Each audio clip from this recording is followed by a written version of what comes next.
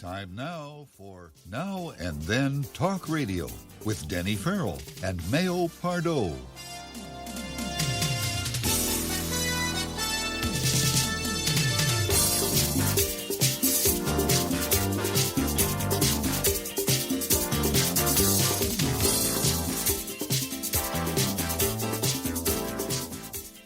Welcome to Now and Then Talk Radio. Our program is coming your way from the Windy City of Chicago. It's good to have you along with us wherever you might be listening. This is a program that's designed for baby boomers and their offspring, or as some people refer to, their idiots. You don't mean the millennials, do you? Is that what they are, millennials? I don't know. Millennials, snowflakes. I don't. Snowflakes? I don't How about just flakes? Yeah, flakes. Yeah. That was a term that was frequently used when we were growing up. That guy's flaky, or he's a flake. Oh, yeah, dork. Yeah, dork. Gazorp. Dork or gazorp, and I won't give you the definition, but I'll do it off the air, as they say. We have a toll-free number. It's 1-866-625-4475. That's toll-free. It doesn't cost you anything. My name's Denny Farrell. And I'm Mayo Pardo. Are you sure? Well, when I looked in the mirror, it looked somewhat like the person I thought was. Does it Mayo disappoint you when you look in the Pardo. mirror? No, because I really don't look in the mirror all that often. No, the funny thing about baby boomers, when they look in the mirror, they see themselves at 22. Yeah, there's this suspension of disbelief. I Yeah, think it's called. You look and you don't see what's really there. You see what you want to see. It's really strange because you're walking down the street and you catch yourself, just a reflection of yourself in a mirror in a store window. Oh yeah, I've done that. Look at that old weirdo, and then you go, "Oh, that's me." Oh, that's me. Yeah, how did that happen? Beats the heck out of me. Anyway, Now and Then Talk Radio. No politics. If you're a politician, well, never mind my thought. But no sports, no complainers. We've got enough to complain about today. We've got some observations that might sound like complaints, but basically they're observations. Yeah, sometimes pet peeves, it's easy to complain about pet peeves, but the observations are really... That's one of the best things that you can have is an observation. Yeah. A lot of people go through life without even paying attention to what they do. Well, yeah, I think there's a lot of people that fall into that category of basically almost comatose, but they're walking and talking. I've worked with a lot of people like that. Things that happened back in the 1950s and 60s, 70s and 80s. When you look around today, and again, it's an observation, and we've said it many times, and we'll say it again, we were very lucky to grow up when we did.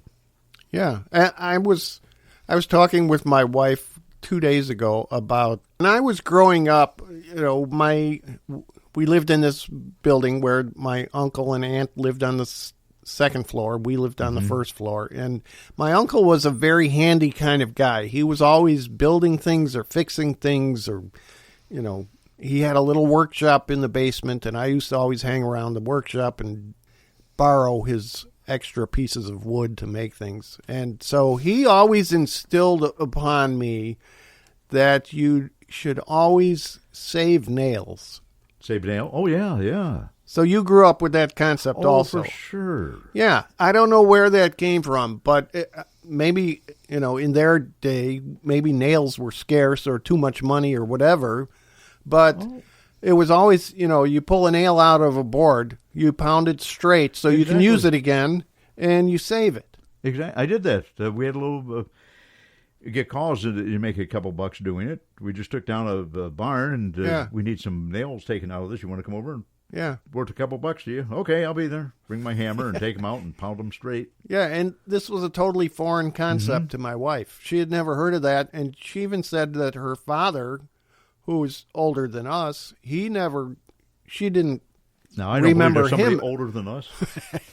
She didn't remember him ever doing that. And I said, well, you probably were not involved in his projects, in building or taking stuff apart. So no, our good Italian friends in Melrose Park never pounded anything.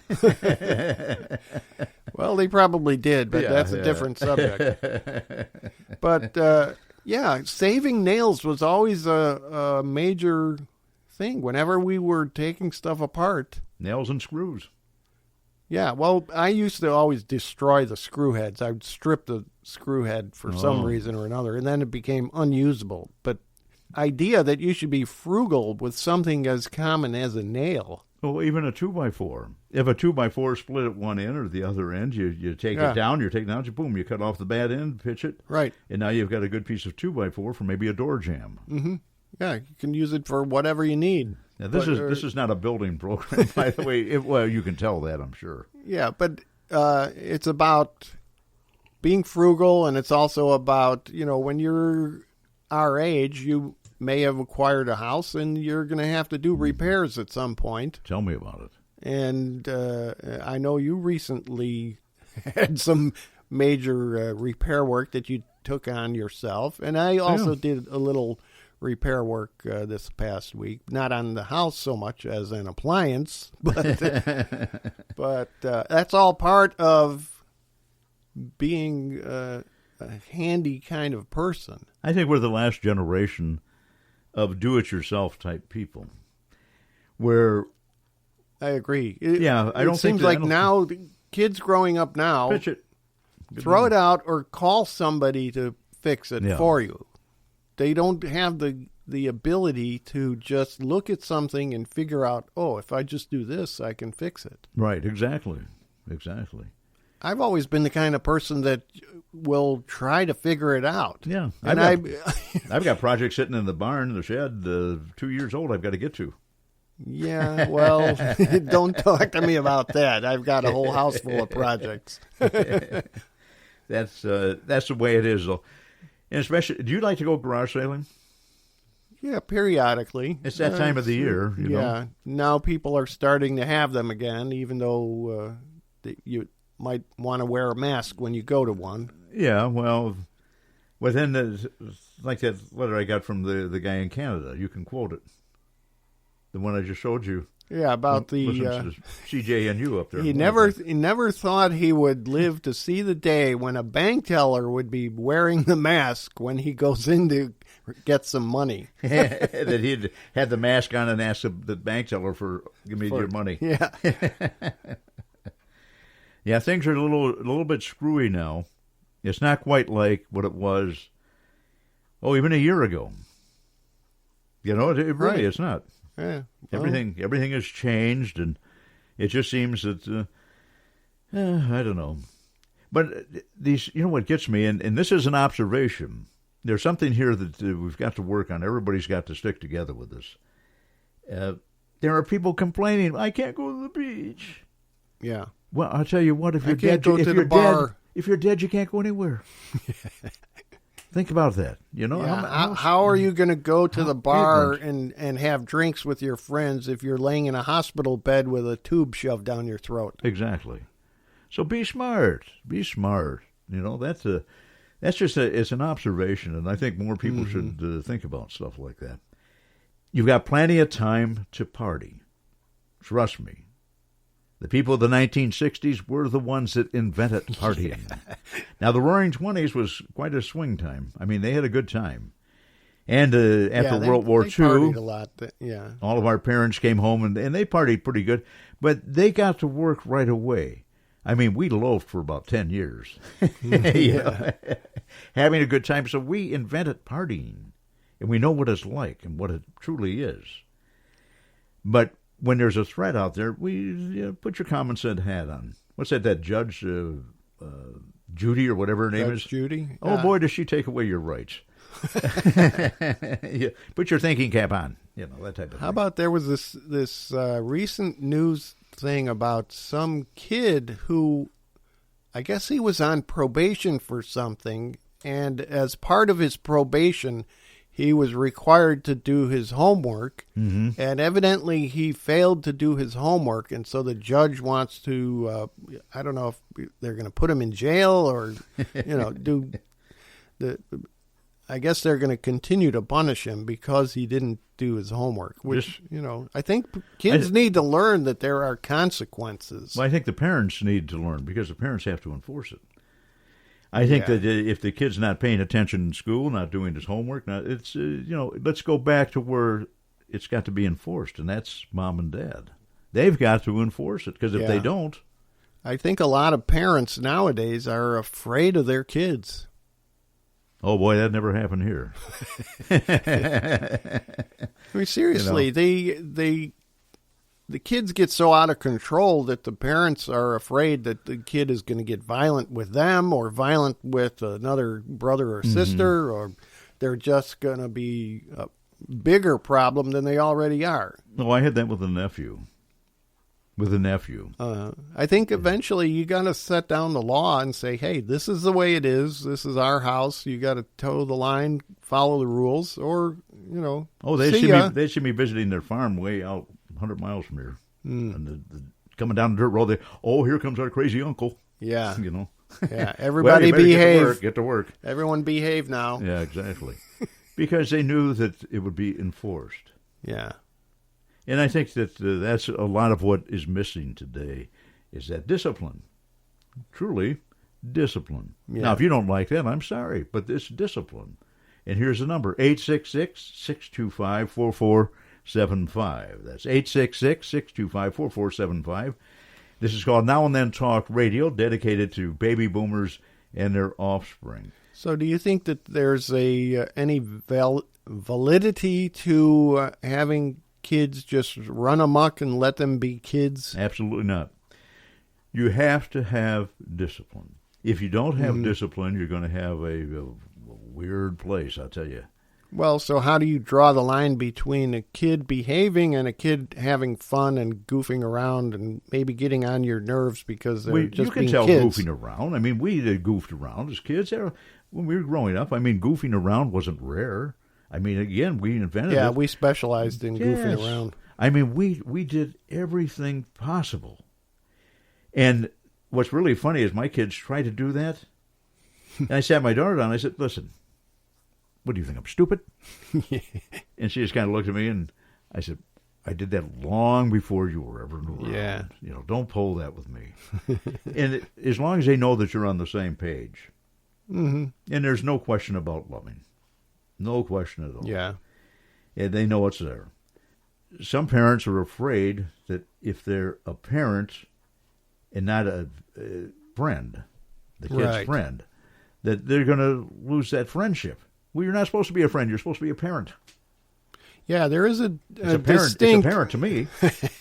There's a distinct difference between being a parent and being a friend. And when your kids grow up to think that you're their friend, then I think that leniency translates into misbehaving. Yeah. Yeah, Truly. I think they just they figure, well, I can do this with my friends. My kids I can do it with my parents. My kids can be my friends now because they're late 30s, 40s. So they can be my friend now. Right. Hey, you screw up, you're going to pay the toll. you know, I'm no longer responsible. I had you for 18 years. Now I'm no longer liable. Mm-hmm. And I think that's the way it should be. But a lot of parents say, "Oh no, I can't do that." Well, look at what you have going on. Yeah. I don't. In my house, the TV wouldn't even be on. Become a babysitter now. And if you don't want to be with your kids and discipline them, work with them, have fun with them, then don't have kids. Plain and simple. Yeah, well, it's too late for a lot of people that, they're in that position where... it's not too late. It's been around for birth control. Has been around since the 70s. But I'm saying for people that already have the kids and they realize, this parenting thing is not for me. Well, you should have thought about that before you had the kids. Yeah, don't think of your kid as a pet lizard, Well, I'll get to it when I get to it. Because it just doesn't work. Yeah. That sounds like a bunch of complaints, doesn't it? Not really. It's just that we notice that there are a lot of parents who just are so lenient with their kids that the kids have become annoyances. Mm-hmm. And I'm sure you've seen that in restaurants and stores when, I'm talking about the younger kids mostly, where they go and they they basically run around the store like it's their little playground. Mm-hmm. And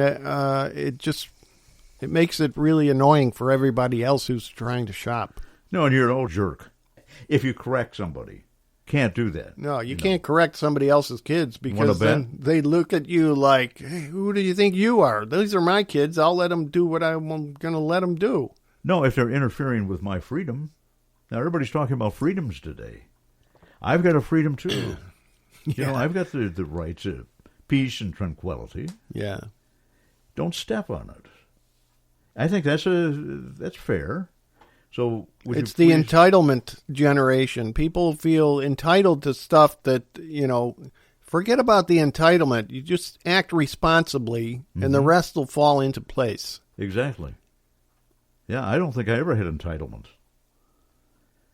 I don't recall. Nobody really owes you anything. No. It's your own boat here, and sail it into the sea in the direction you're going to sail it. And whether you sink or swim, it's kind of up to you to take the oars and direct your boat. Do you ever see somebody try to oar a boat from the city that doesn't know how to use oars in a rowboat? Yeah, it's kind of funny. Yeah, I've noticed that when I was growing up and we would hang out around Lincoln Park. The Lincoln Park Zoo had those rowboats. Oh, on the north side, yeah. and you could take the rowboat out and, try to impress your girlfriend that you knew how to handle a little rowboat. Well, those wooden rowboats were really heavy, first of all. And to get it going in the water, it took a little bit of arm muscle. It's got to be rhythm. Yeah, it had to be rhythm, and you had to kind of know what you were doing. Otherwise, you'd go in circles. We were always amused with the kids. They would come out here from Chicago. And nothing against Chicago. We probably looked like hicks when we went into Chicago. Yeah. But they get out here. There was a group of nuns that would come all the time out here. And they're in a row. They rented a rowboat, and they're out in the river, and they're going in circles, trying to get it straight.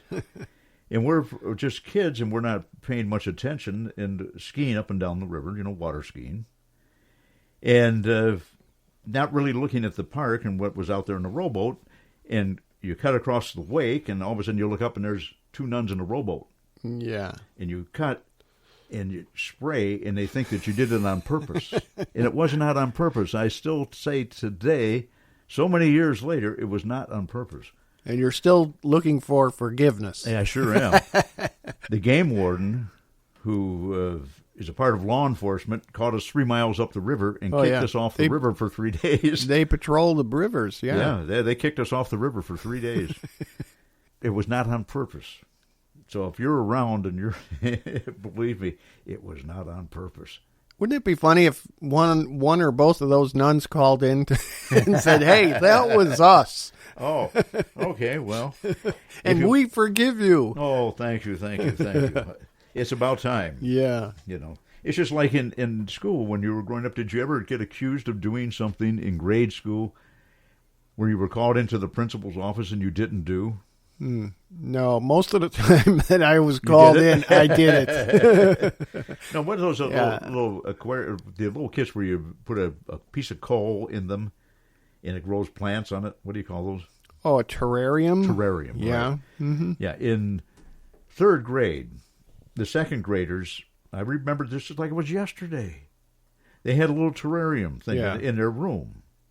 And somebody went in and destroyed it. Oh. I got blamed for it. It was my personality, I guess. That they figured he was the most likely subject. And I kept that on me for 40, 50 years, thinking about it. I really, because I said, no, I didn't do it. No, I didn't do it. Well, one day I'm having a garage sale. Mm-hmm. And the very teacher who blamed me stopped at my garage sale. And here now I'm in my 50s. Yeah. And I said, well, Mrs. Clark, how are you doing? It's so nice to see you again. She said, well, I know you. I said, well, you should. Yeah. You accused me of screwing up your terrarium. Yeah. But I didn't say it that way. Yeah. And, I remember you. And I want you to know one thing. She said, what is that? I did not do it. Yeah. And I finally got it off my chest after all those years. Yeah. And on top of it, she didn't buy anything she left. Wow. Did you get suspended or study hall or something for accusing you of wrecking the terrarium? I had to stay after school a couple nights. The detention or whatever they called it. Right. I don't even know if they called it detention back then. Probably. Yeah, maybe. Yeah. So to stay after school, but then you always had that feeling like you were a criminal. Right. Yeah. Walking down the hall, and I'd always see her coming, I'd go the other way. Well, she's long gone now, but if you can hear us wherever you are, I did not do it. Yeah. But that's one of the things, people being accused of things, and they didn't do it. And I'm talking these minor, even major events, I suppose. But well, the jails are full of people who say they didn't do it. Oh, there's nobody guilty in jail. No. I'm sure. But, and if you want to visit jail, let your kids run haywire, as we used to say. And you will be visiting one sooner or later. Yeah. Did you ever build a terrarium for yourself No. to have around your house or raise fish, like tropical fish? Did you No. ever get into that? No. How do you build a terrarium? Well, you just, put some gravel or whatever in there and you But it's a put piece of coal. put some plants. You The know. coal, I don't know if it was actually coal or if it was like that volcano rock, the lava rock stuff. Now, that's good if you've got odors in your house. Volcano rock. Oh, Take really? The them out. volcanic rock is good for absorbing stuff? Yeah, they sell it on the south side of Chicago. Wow. Where would the south side of Chicago get volcanic rock? From Hawaii. Oh. That's why the south side has such bad luck. They stole all that all that lava, which is an old rule. That's an old wives' tale. You can't bring that stuff home. If you bring that home, you're going to have bad luck. Well, I never heard of that. You got to be kidding. No. You Why don't would know- you have bad luck from lava rock? Because you can't remove it from a sacred land. Oh, okay. Yeah, that makes sense now. Yeah, and Yeah. there's a big thing about that. So all these people that buy the lava rocks for their grill, that's going to be a, No, I Bad wouldn't do it. omen? I wouldn't do it. yeah. Not that I'm superstitious. Well, I guess I am. I can't say I wouldn't do it and then say I'm not superstitious. You think all of the lava rock comes from Hawaii, or you think maybe some of it's from somewhere else? Oh, I'm sure you've got other volcanoes, right? Yeah, I just don't know if they mine the lava from other places. I don't know. I know they sell them in little chunks in a bag full. Yeah. On the south. I'm trying to think of the name of the store. We used to do their ad on radio. I think now you can probably buy that stuff in any big home improvement store that has grills. Well, I don't know if that's the same thing, though. Is it? Well, I guess lava rock is lava rock. Yeah. That's one thing we didn't learn back in the 1960s. I mean, I've been on the edge of a couple volcanoes in my life, but but I never really knew the history of it. Yeah. All these little wives' tales. Do you believe in ghosts? Well, I don't so much believe in actual, I guess they'd call them apparitions, that, something appears before you in some kind of physical form. I do believe in spirits, I would say, but not so much ghosts. I think that, once you leave your body, your spirit goes wherever it goes. Not down to the Dairy Queen or something? Yeah. Maybe you get perpetual Dairy Queen after you leave this earthly body. Yeah. You can have desserts for nonstop, and you never get fat. Yeah. That's my idea of heaven. You don't walk through the cemetery at night? You've never done that? No, I have not made a habit of that. No, I'm not talking it's a habit. Well, I don't think you can even get into a cemetery at night unless you jump the fence. No, out They in kinda- out in the country it's a little different. Yeah. It's a little bit different. Yeah, there may be smaller cemeteries that don't really have gates that they lock up where you can go in at any time, but I have not gone to them at night. Yeah. Well, I did a thing several years ago called the Peace Tapes with, Yoko Ono, trying to think of all the different entertainers, the bands from the 1960s, Country Joe and the Fish. Oh. Remember that one? Yeah. Yeah, Grateful Dead. But I did the narration for it. Oh, interesting. And the guy who was producing it, we were up in Wisconsin, he and his girlfriend, and we were setting up a parking lot for a big concert. So we would make a couple bucks. You know, in our business, there's no security. You got to do a little bit of everything. Yeah. And so that night we went back to the farm. It was a bed and breakfast type situation. So his girlfriend, wife, whatever, she went to sleep, and we took a walk down an old country road. Mm-hmm. And we're walking along, and it's like 2 a.m. But it's beautiful out. Full moon, everything. Yeah. And there's an old cemetery, so we walk up into the cemetery. And this guy by the name of Dan, I won't give you his last name. Yeah. Dan is just talking. He's one of those people, when we get near the cemetery, he started talking faster. Oh, he's getting nervous. Yeah, he was getting real nervous. I could tell. And I'm thinking, So he's not even paying attention to me, and we're walking side by side, and he keeps walking, and there's a big tombstone, and I step behind it. Yeah. And he keeps walking. He said, "Come on, man, this isn't funny. Where are you?" "Danny, where are you? Come on." And I didn't answer him. Yeah. I thought he was going to croak right there. Well, things like that can happen. You're listening to Now and Then Talk Radio. There's people or little businesses that offer these ghost tours, and they take you to various places that are considered haunted.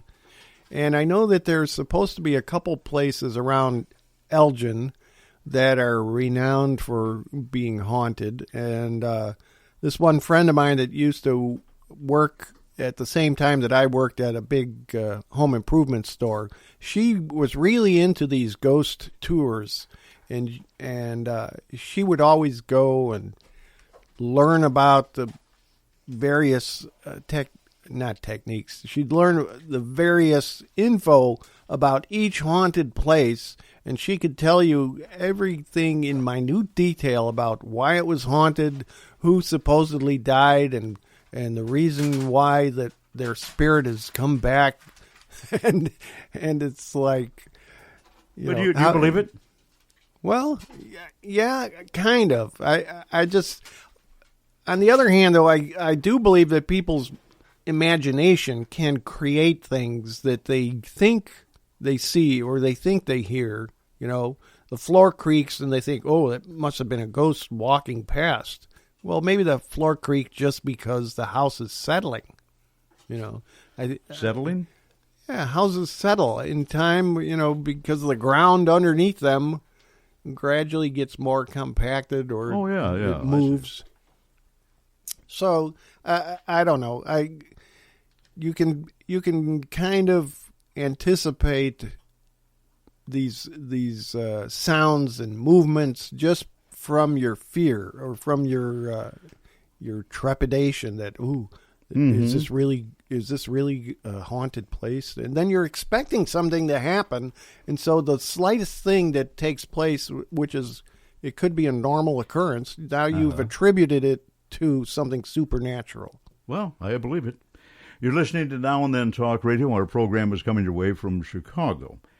And we'd like to say hello to our new friends all over the world. Wherever you might be, it's good to have you along with us. Yeah. My name is Denny Farrell, and that's the guy sitting right next to me. What's your name? Let me check my driver's license. Yeah, it's Mayo Pardo. Yeah, we're baby boomers for sure. That's me. Yeah. We're going to take a jazzy break, and then we'll be right back. Don't touch that dial.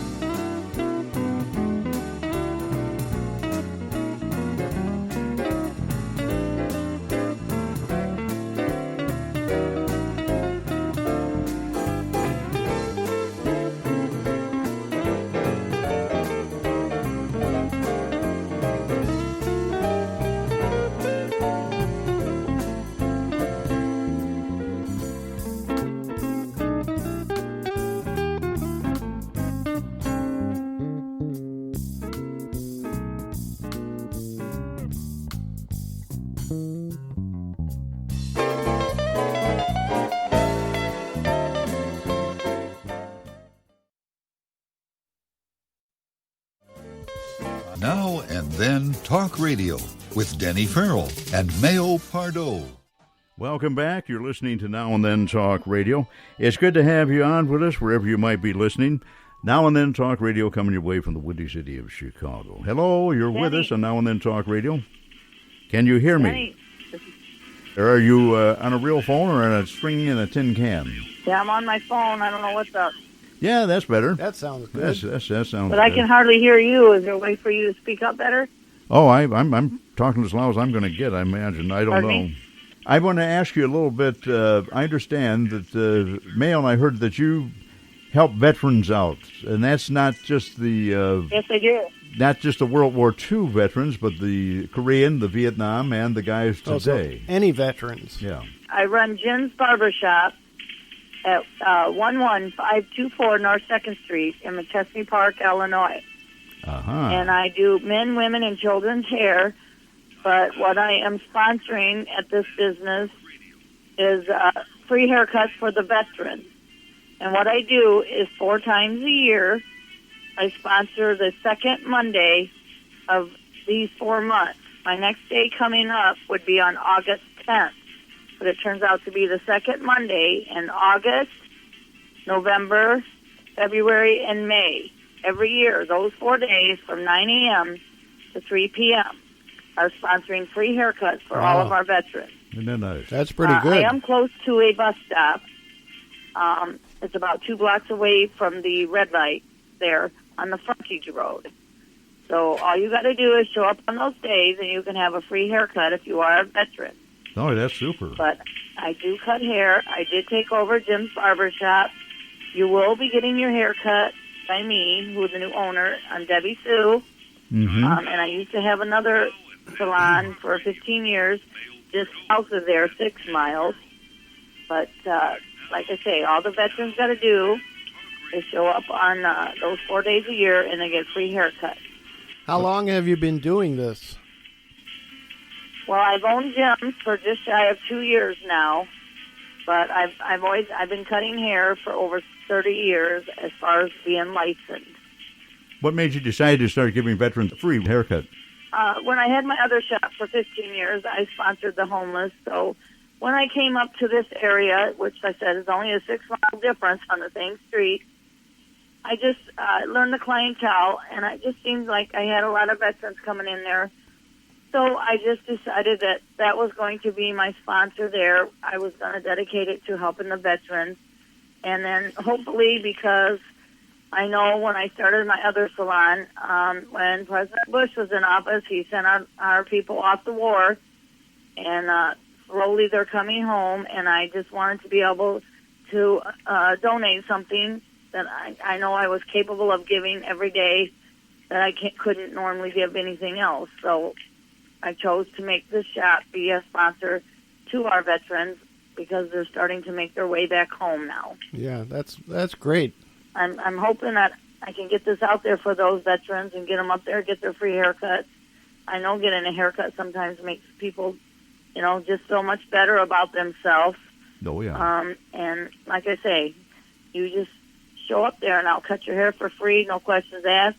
And that's 4 times a year, so you can't miss a haircut because I'll make you look good 4 times a year. Yeah.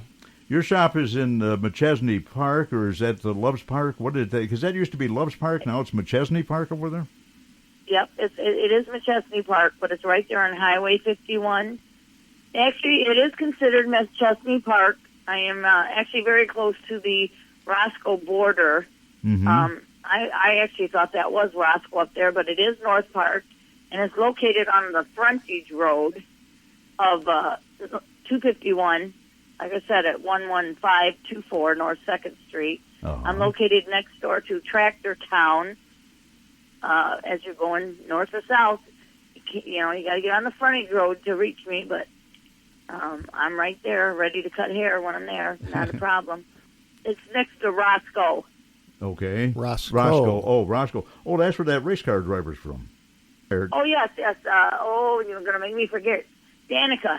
Yeah, right, yeah. Oh. Well, yeah, she had brain damage and got in touch with the quarterback from the Packers.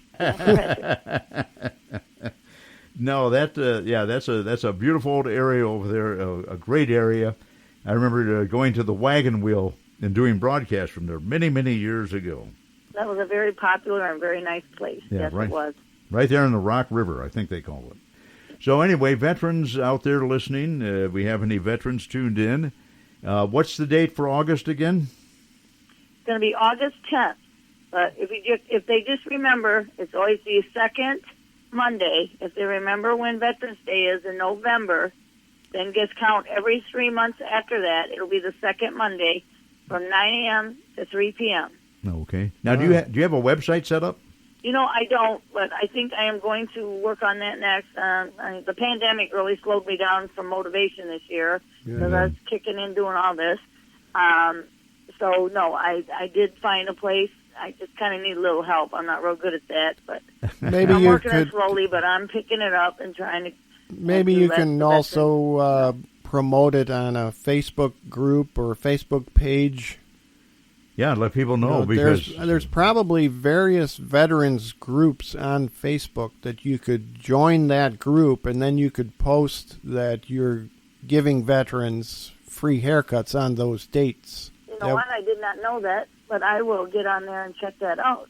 Yeah, just search for veterans groups on Facebook, and you'll probably find several, and then you can, join those groups, and that way you can promote your service.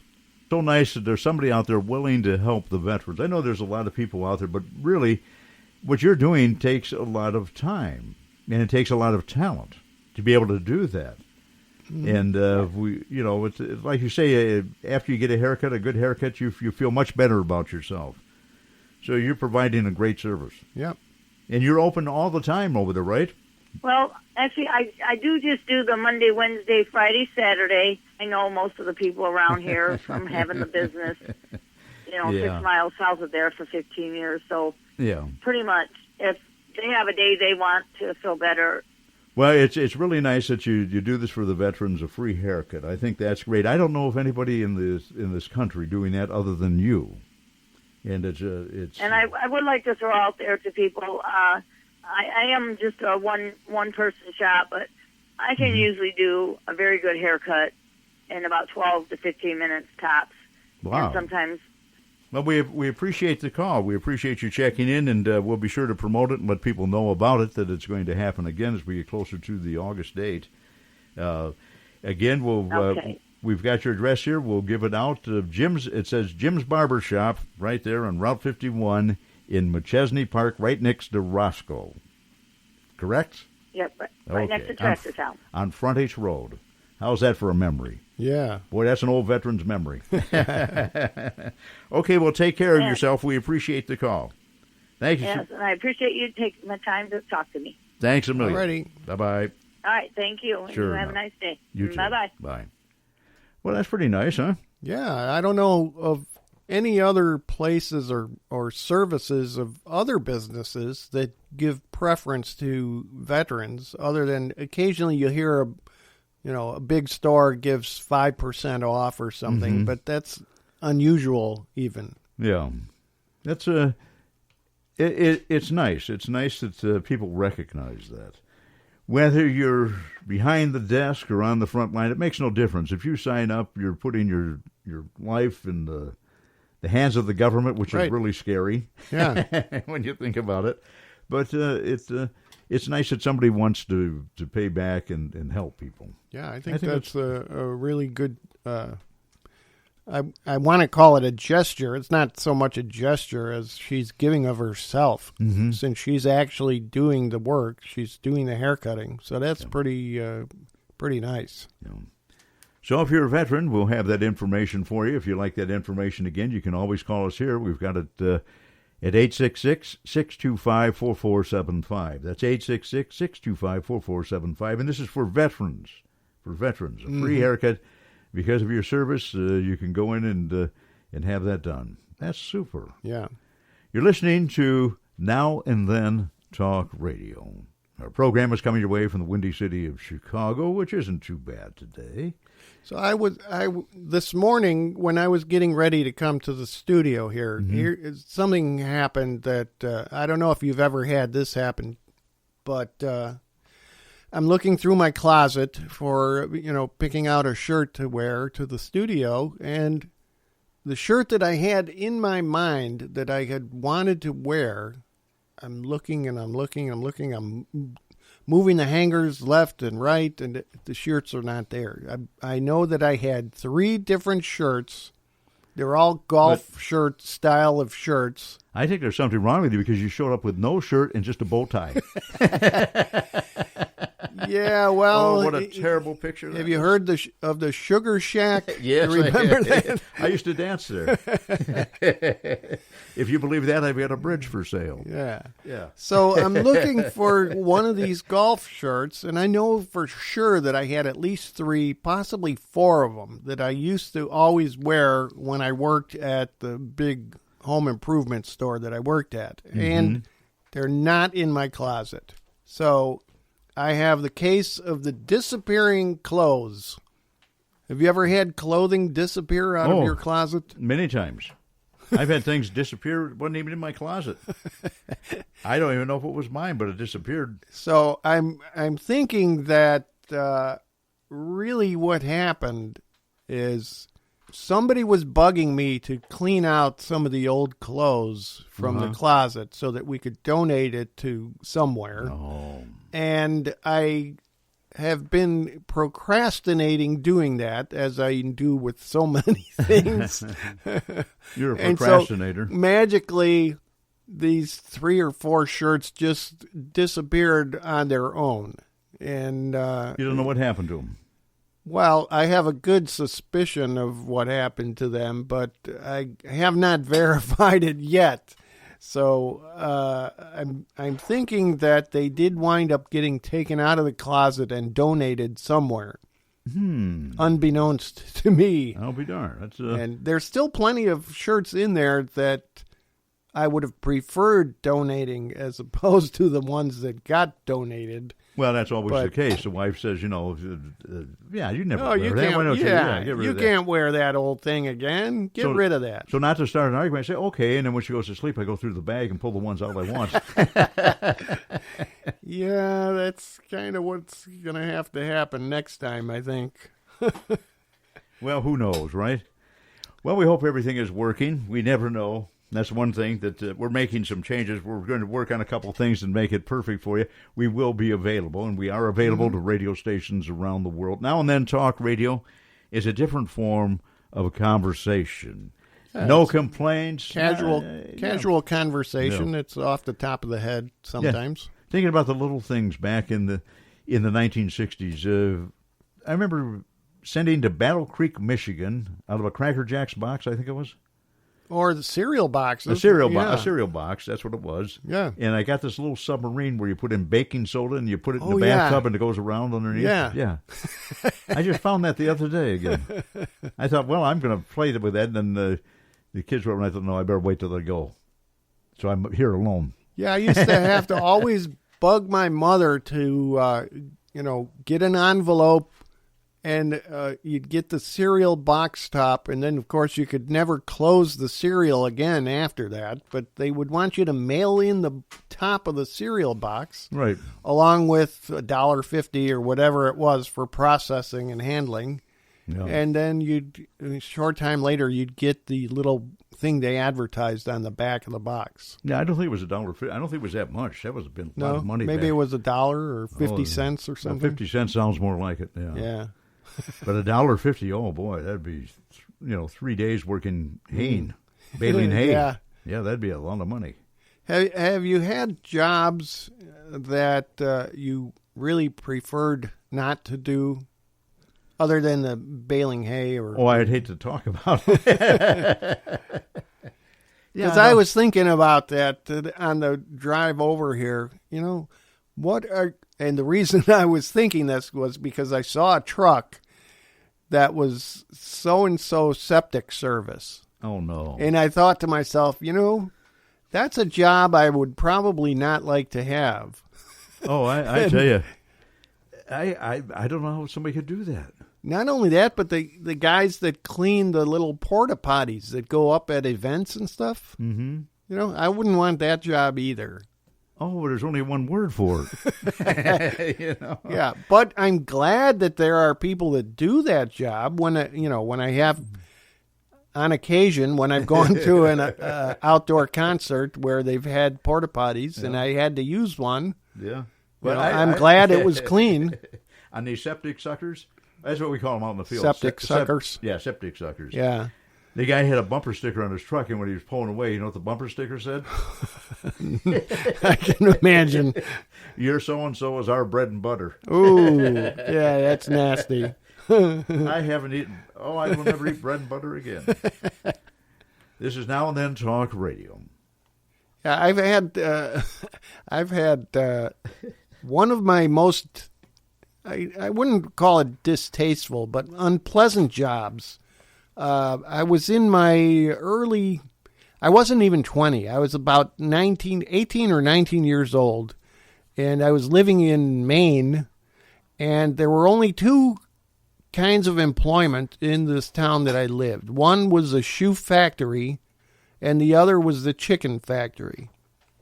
Oh, no, I've got all the jokes for that. I wound up getting a job in the chicken factory, and this was a high-volume chicken place. They processed 70,000 chickens a day, if you can believe that. I believe it. And it was as if it was before the days of workers' rights. The place was just foul smell, no pun intended, foul smelling, and no air conditioning.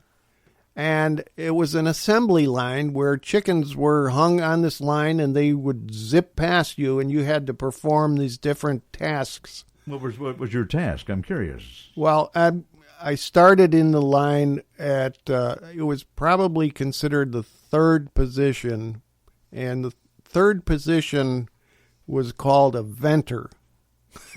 Oh, I can't picture that. The venter's sole responsibility was to, using a sharp little knife, you cut an opening in the abdomen, just a slight little slit, for the next person in line. And the next person in line would use the scissors and open up that little slit into an opening large enough where somebody could stick their hand inside the abdomen of the chicken to scoop out all the guts with their hand in one motion. Ugh. So I had that position also. This is a lunchtime program. Yeah, well, after I got that job, I did not eat chicken for about a year and a half. Oh. It was just too disgusting for me. Well, I wore wool. I sheared sheep, but I still wore wool. You know? Well, yeah, but shearing sheep is not something that's too distasteful. It's hard work, and it's hot work. It's distasteful if you fall into the sheep dip. Oh, yeah. Yeah. I guess the sheep can get kind of excited and let loose. But yeah, you go on a sheep dip. Yeah. And that's dip, D-I-P, just in case you've got a hearing impairment out there. I went, when I took my little trip through Australia, I went on a tour of a commercial sheep farm, and they showed their setup for shearing the sheep, and it was amazing how fast these guys could do it. Yeah. I thought for sure they were going to wind up hurting the sheep. Oh, many times you do, and it certainly is not intentional. But many times the sheep walk away, and they've got if you shave too close. Right. They put this kind of ointment or something on them if they happen to nick their skin. Yeah. They put like a bluish, purplish. Oh, that's new. That's something new today. They didn't have that back when I was a kid. Yeah. Well, this was maybe in 1999. Oh my. Yeah, I'd say that's new. Yeah, it was just amazing to me how fast they could shear sheep and get to the next one. No, we'd have 150, 200 sheep coming in. Yeah, and that was a trick. I tell you. And sheep are great animals, you know. I don't know where they've got the term. Did you ever hear the term? Don't be sheepish. Yeah. What does that mean? Well, I guess they're timid. They're mostly followers, right? They are. Well, that's why you got a shepherd. I've seen videos of sheep, and I don't know if you've seen this one. It's where the sheep are walking down a street in this town, and they start circling a car that's waiting at a stoplight or something. Mm-hmm. And they just continuously circle this car. They never, unless somebody breaks their pattern, they just, one follows the next. Oh, yeah. And they just keep going. No, I was driving a couple of years ago. I was driving from Sun Valley, the lodge in Sun Valley, Idaho, to Boise, Idaho, to the airport to catch a plane to get back here to Chicago. And as I'm going up the side of a mountain, there's a shepherd out there just coming, and a Idaho State Police car came on the other way, and he stopped. And I sat there for an hour and a half while he let his sheep across the road. Holy cow. An hour and a half. That's a lot of sheep. You're not kidding, it's a lot of sheep. Unless they kept backtracking and following the last one in the crowd. As far as you could see down the mountain, there were sheep. Wow. We had to sit there. That's amazing. Yeah, they take priority.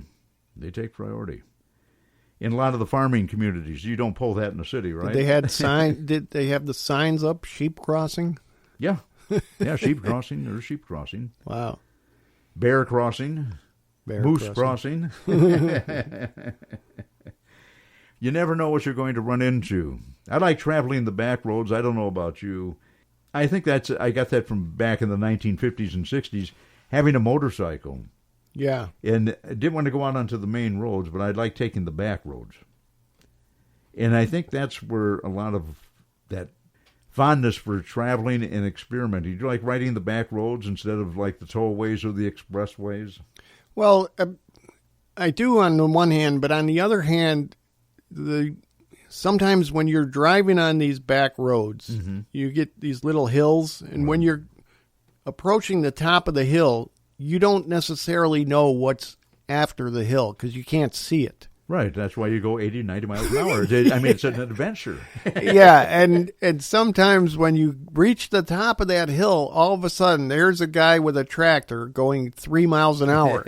Now what are you going to do? Hit the brakes. Well, doesn't it tell you common sense? Now, I'm surprised. Well, you're a baby boomer. You don't have common sense. At least that's what I was told. That when you're going up a hill like that, you've got to slow down because on the other side there might be something. Yeah. Yeah. It could be a school bus. It could be a kid crossing the street. It could be anything. Well, how about these people in these tights riding these bicycles? They think they own riding down the middle of the road. Yeah, the road. I don't know what those things are called, but these guys that think they're in the Tour de France and they're just riding their bike on a bike path. I don't get it. Would you ever wear those tights? No, and never. Just like that? Never. I think your voice would change. I don't even wear regular, Bermuda shorts, let alone shorts that are skin tight for riding a bicycle. Wouldn't that be terrible? I just won't do it. I think that too that they have to follow the rules of the road. I almost hit a guy the other day. Yeah, they're supposed to. Yeah, and I stopped at a stop sign. I'm on the country. Yeah, and he just blew his, went right through it. Right. Now, if I'd have hit him, I'd probably be in jail. Yeah, for sure. That's not fair. I don't get all these bike paths. Towns are spending tons of money making bike paths. Oh, we can't complain. Don't complain. No, but it's not a complaint. It's an observation that when we grew up, we were riding bikes everywhere, and we had no bike paths. No. We didn't get babied. No. If we were on a gravel road, we rode on the gravel road. Politicians today, and this is why we don't have them on, are so afraid of not being reelected. Yeah, well, it's their cash cow. They get in office for how many years at a time? 20, 30? There's a couple of them that should have been gone a long time ago. Out of office, retire, go home. But we don't get into politics. No, absolutely not. Well, when I ran out to White Hen. Oh, ran out to White Hen. Oh, God. I remember doing those commercials. We had to do one of those commercials next week. We'll put it on. That would be good. And try it. And you try and do it at home. You'll see just how hard it can be. Okay? Well, it looks like our time is just about up. I have more household maintenance to do when I get home. Yeah, me too. Well, I'm not going to cut the lawn. Let the old lady do it. Wow. Okay. I let my son do it. That way you're lucky he's still home. Yeah. Of course, he's 50-something years old, too, man. You better kick him out. No, he's only 27 or 28. God, that's my newest suit. Well, until next week, this is Denny Farrell. This is Mayo Pardo. Thanks for stopping by Now and Then Talk Radio. We'll see you.